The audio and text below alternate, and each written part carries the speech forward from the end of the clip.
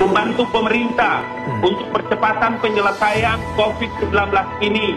Itu jadi kelompok baru, menjadi klaster baru, klaster sakit hati, klaster patah hati. Jadi kalau dia nantang misalnya konsep jawaban Ihsanuddin Nursi siap. Bukan satu menteri loh, tangan kiri saya mengatakan begini, hei menteri, apa?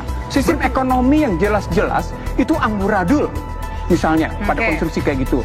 Sehingga arahnya kalau kemudian kalau tadi kabar petang TV One menyatakan orang yang tidak berpendapatan 5 juta ke bawah akan dikasih uang. Apa artinya? Artinya sederhana sekali. Orang yang tidak punya pendapatan 5 juta itu berarti dianggap miskin. Kalau orang dianggap 5 juta itu miskin, berapa banyak orang miskin di Indonesia?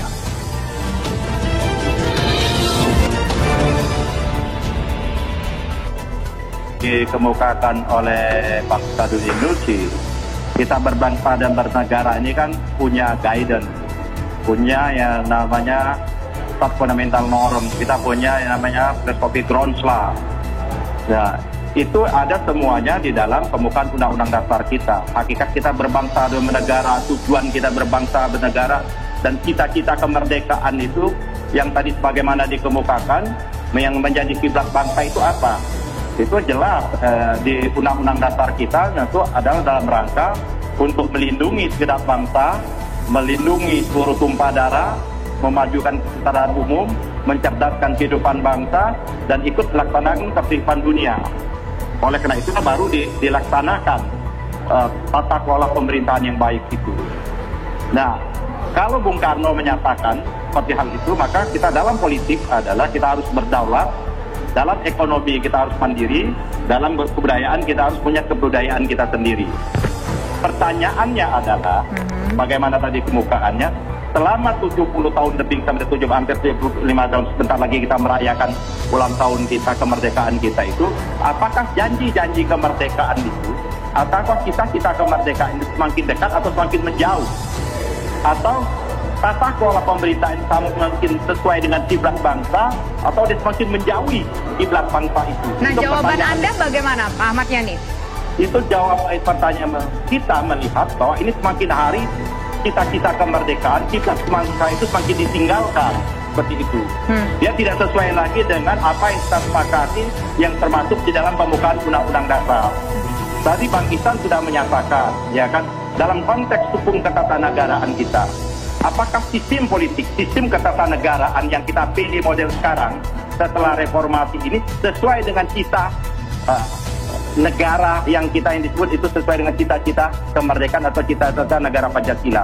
Atau kalau saya ingin mengemukakan adalah bagaimana dikemukakan oleh Profesor Umar Seno Haji dengan Profesor Said Az-Zahari, cita negara hukum, kalau kita bicara hukum itu, cita negara hukum yang kita ingin bangun itu adalah cita negara hukum yang berketuhanan, cita negara hukum yang berkemanusiaan, cita negara hukum yang merekatkan persatuan kita, cita negara hukum yang betul-betul diambil dengan proses azas musyawarah dan dalam rangka untuk mensejahterakan rakyat Indonesia.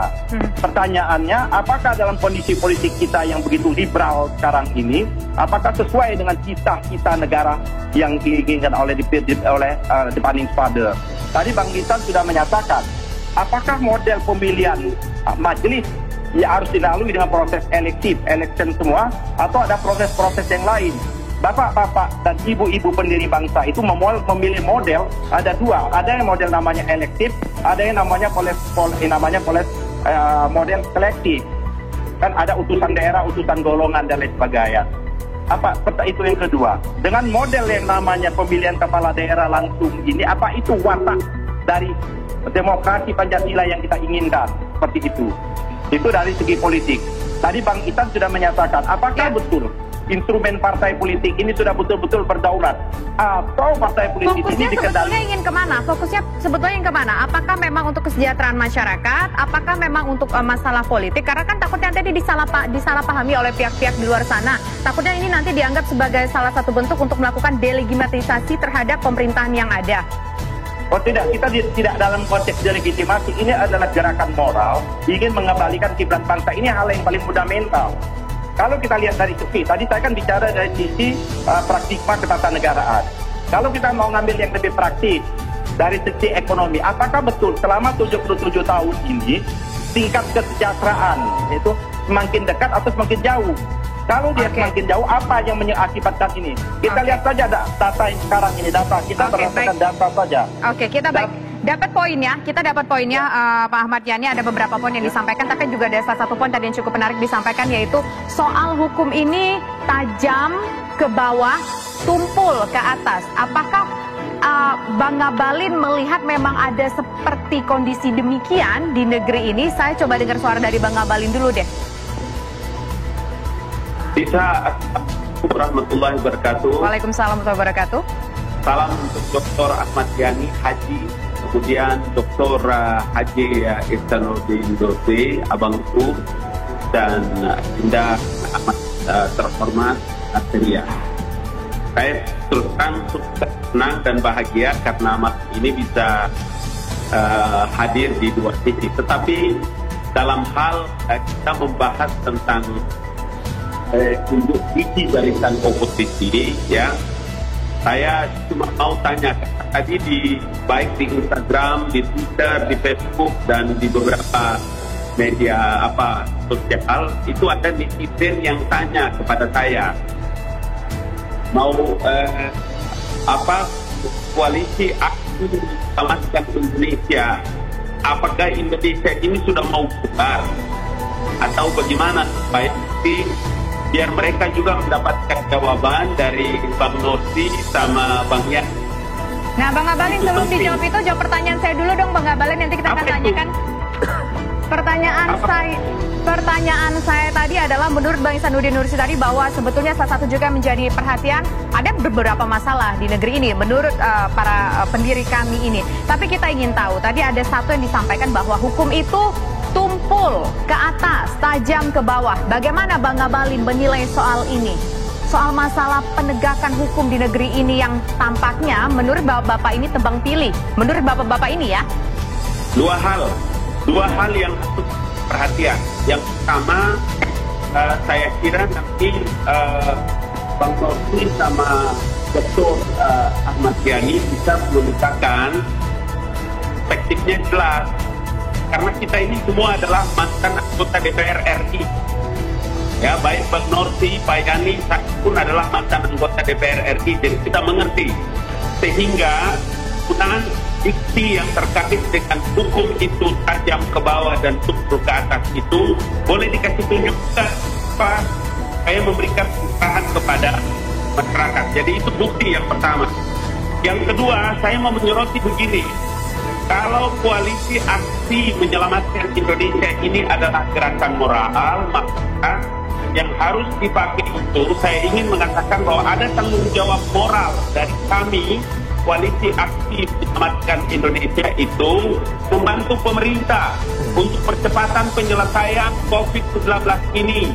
Itu loh, itu yang saya berkali-kali berteriak. Supaya jangan nanti orang menilai kami atau abang-abang, teman-teman, sahabat-sahabat saya itu menjadi kelompok baru, menjadi klaster baru, klaster sakit hati, klaster patah hati. Wah, dibilang klaster sakit hati, silakan Bang Ihsan. Ini dianggap klaster sakit hati, pernah sakit hati begitu? Ini Ngabalin nih tahu betul siapa saya. Sakit hati nggak pernah? Nggak pernah.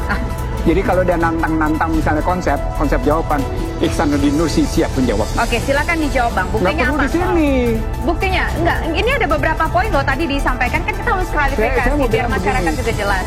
Saya mau bilang begini. Selama pemerintah, Bank Dunia baru mengatakan begini, hati-hati loh ketergantungan pada utang luar negeri. Ihsanuddin Nursi menyatakan berhenti hutang. Yang kedua, jangan kenain riba. Itu salah satu solusi. Jadi ketika Bank Dunia menyatakan hati-hati lo tergantung pada utang luar negeri, saya sudah menyatakan ketika saya menjadi anggota dewan, saya minta pada bukan satu menteri loh, tangan kiri saya mengatakan begini, hei menteri, berhenti utang. Bahkan saya minta DPR relief dan saya menantang. Jadi saya bukan ngomong biasa, saya ingin mengatakan begini, kasus bangsa ini itu bukan Joko Widodo dalam beberapa hal benar. Tapi dalam beberapa hal lain juga tidak benar. Kenapa? Karena dia melanjutkan kesalahan. Kesalahan itu yang tidak pernah dia koreksi secara benar. Misalnya apa? Sistem ekonomi yang jelas-jelas itu amburadul. Misalnya pada konstruksi kayak gitu. Sehingga arahnya, kalau kemudian, kalau tadi kabar petang TV One menyatakan, orang yang tidak berpendapatan 5 juta ke bawah akan dikasih uang. Apa artinya? Artinya sederhana sekali. Orang yang tidak punya pendapatan 5 juta itu berarti dianggap miskin. Kalau orang dianggap 5 juta itu miskin, berapa banyak orang miskin di Indonesia? Oke. Itu artinya ada sebuah kesalahan sistem ekonomi. Kalau mau lihat dilihat belakangnya. Dalam kerangka kesalahan sistem ekonomi, maka pertanyaan, sistem ekonomi apa yang diterapkan? Saya bilang, saya dengar dulu. Kepada Arief Budimanta, dengar dulu. Kepada Arief Budimanta yang sekarang menjadi staf khusus bidang presiden bidang ekonomi. Saya pernah menyatakan, gue punya sistem ya. Lu tuh baru bicara ideologi, lu tuh baru bicara konsepsi, lu tuh baru bicara teori. Ihsanuddin Nursi sudah aplikasi. Dan membuktikan bahwa seorang SMA saja bisa digaji 5 juta. Oke, baik. Nanti kita...